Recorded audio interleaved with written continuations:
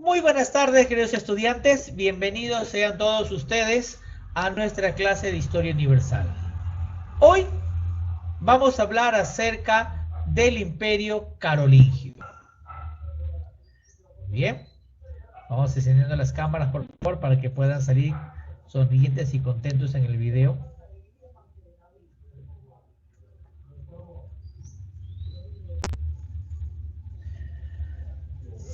Muy bien, el Imperio Carolingio. Este imperio nació después de la caída del Imperio Romano de Occidente por parte de los bárbaros. Todo el Imperio Romano fue dividido. Muchos de estos pueblos se establecieron. Uno de ellos fueron los francos, que se establecieron en el actual país de Francia. El reino de los francos estaba bajo el mando de los merovingios. Por eso se lo conoce como los reyes francos de los merovingios. Después de la muerte de Clodoveo en el 511, el reino estaba dividido en 4 regiones: Austrasia, Neustrasia, Aquitania y Borgoña.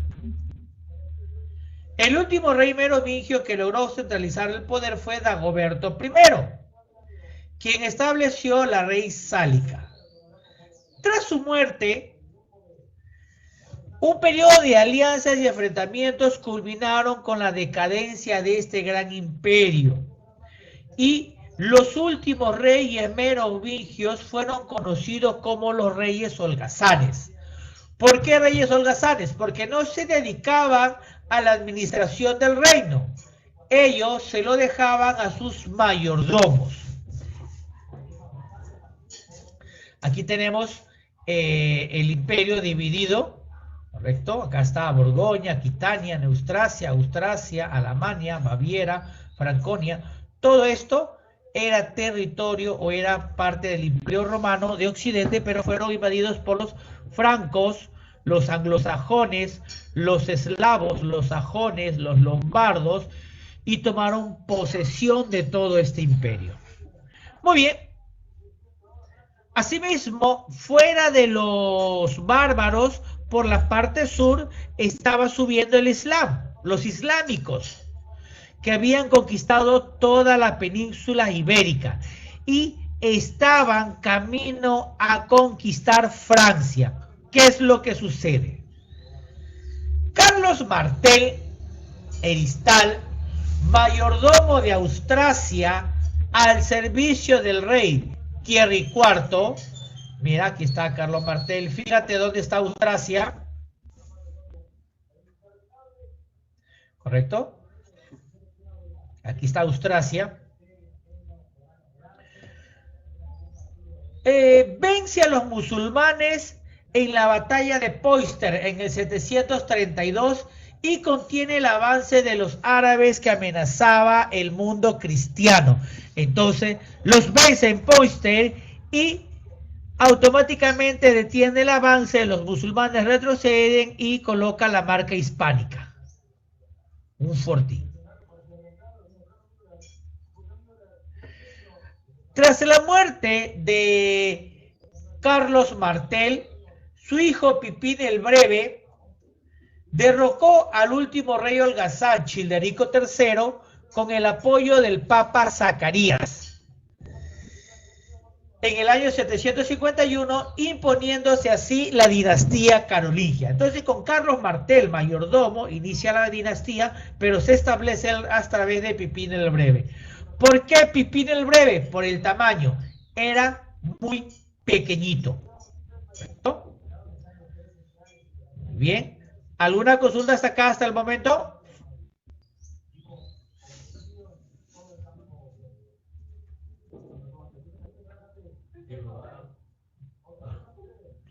Seguimos. Fue coronado por el Papa Esteban II en el año 754 y recibió, y como recompensa por el apoyo que le prestó ante la amenaza de los lombardos. ¿Qué es lo que sucedía? Vamos al mapa. Los estados pontificios, ¿correcto? Estamos hablando específicamente de esta parte naranjita, Roma, los estados pontificios, y los lombardos estaban invadiendo Roma. Entonces, Pipino el Breve presta auxilio al Papa y expulsa a los lombardos de Roma. Por ese servicio, ¿correcto? El Papa, por ese servicio lo nombra, lo corona como rey y le cede territorios al excarvado de Ravenna y otras ciudades. O sea, ¿qué hace en compensación? Pipino el Breve le da territorios.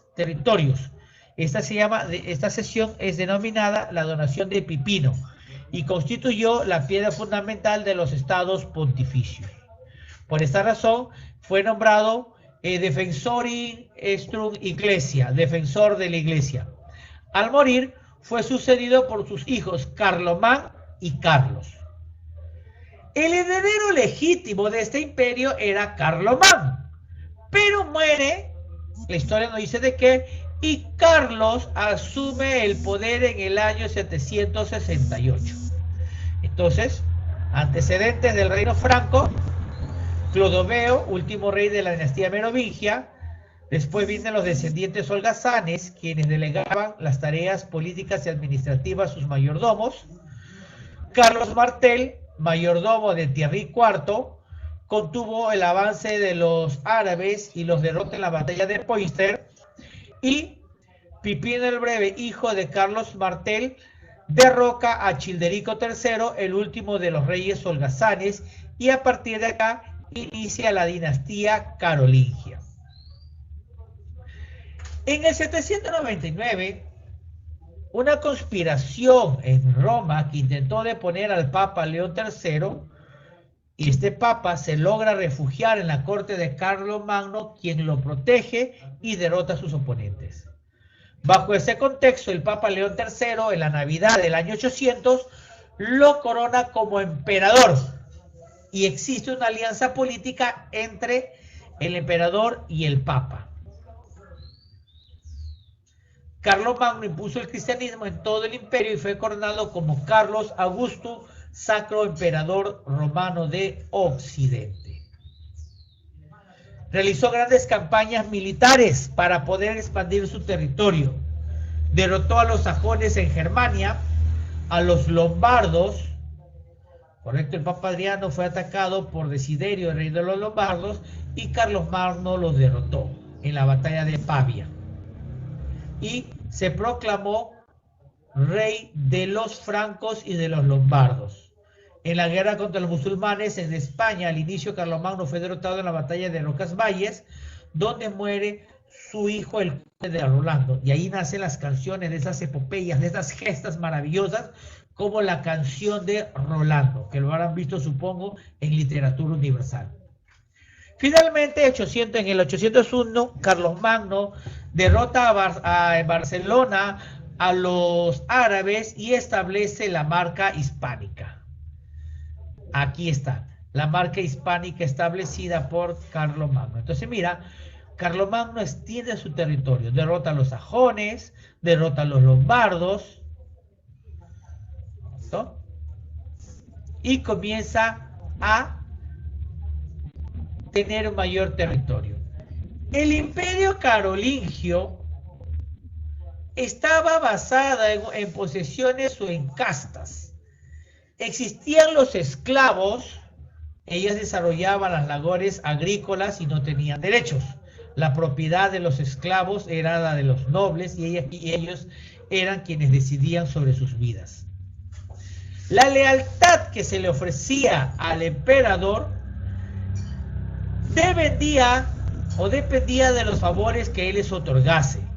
En muchos casos concedió a muchas personas territorios por su beneficio en apoyo al rey, ¿correcto? Las ciudades estaban divididas en renglones. Había los condes que administraban el territorio, eran los condados. Las marcas eran todos aquellos espacios fronterizos en los que se encontraban postados miembros del ejército, y los ducados, que estaban constituidos por un número de condados.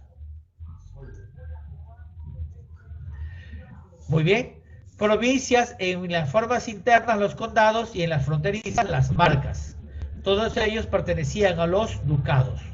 La capital del imperio fue Aquisgrán, la capital política, y la capital religiosa, Roma.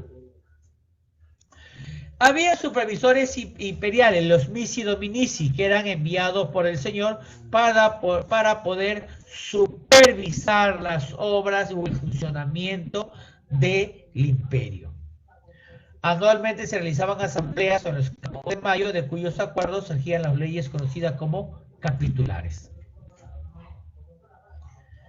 La economía del imperio era netamente agrícola y era una agricultura autosustentable que permitía el mantenimiento de los condados, de los pueblos. Durante el imperio carolingio no existía la explotación de minerales, ni mucho menos había el comercio entre pueblos del propio reino o entre pueblos vecinos. Había un escaso comercio y por consiguiente no había una producción de monedas.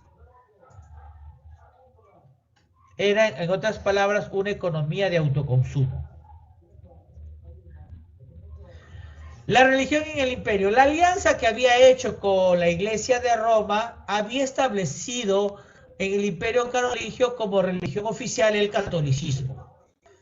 Había una relación simbiótica entre dirigentes y el papado, que posteriormente trajo una dificultad, una querella conocida como la querella de las investiduras.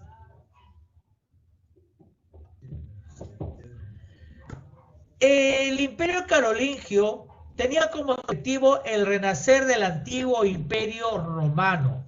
Por eso impulsó el arte en las escuelas palatinas por el sabio inglés Alcuino de York. Fortaleció la educación en las escuelas, las catedrales eran para la nobleza y los funcionarios del Estado, los conventos monacales eran para los sacerdotes y maestros, y las parroquiales eran para el adoctrinamiento del pueblo. Se desarrollaron dos artes, el trivium y el quadrivium. El trivium, la gramática, la retórica y la dialéctica, y el quadrivium, la aritmética, la geometría, la astronomía y la música. Tras la muerte de Carlomagno, asume el trono su hijo Ludovico Pío. Tras la muerte de Ludovico, toma el trono su hijo Lotario. Sin embargo, Carlos el Calvo y Luis el Germánico unieron sus fuerzas y lo derrotaron en la batalla de Fontenay. En el 843 firman el Tratado de Verdún, en donde el imperio carolingio es dividido entre Carlos el Calvo, Lotario y Luis el Germánico. Carlos el Calvo toma lo que es la actual Francia. Luis el Germánico toma Germania, Austria y Alemania, y Lotario toma el norte de Italia y una franja entre la frontera de Francia y Alemania. ¿Correcto? Y es en el reino de Luis el Germánico donde posteriormente nace el Sacro Imperio Romano Germánico. Muy bien. ¿Alguna pregunta? ¿Alguna